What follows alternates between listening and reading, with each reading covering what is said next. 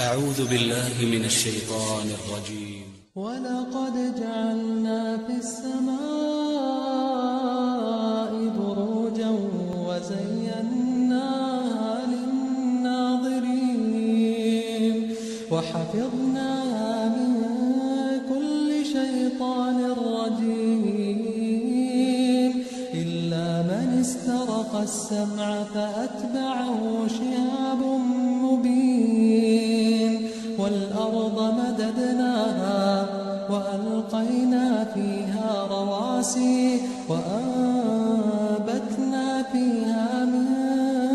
كل شيء موزون وجعلنا لكم فيها معايش ومن لستم له برازقين وإن من شيء إلا عندنا خزائنه وما ننزله إلا بقدر معلوم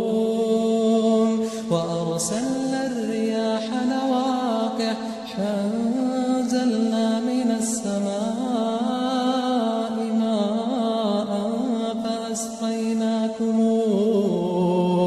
فأسقيناكموه وما أنتم له بخازنين وإنا لنحن نحيي ونميت ونحن الوارثون ولقد علمنا المستقدمين منكم ولقد علمنا المستأخرين وإن ربك هو يحشرهم إنه حكيم عليم।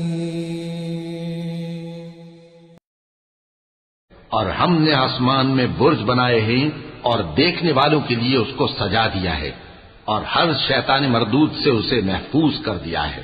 हाँ, अगर कोई चोरी से सुनना चाहे तो एक रोशन अंगारा उसके पीछे लपकता है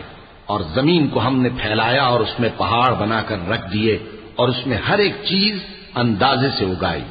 और हमने तुम्हारे लिए और उन लोगों के लिए जिनको तुम रोजी नहीं देते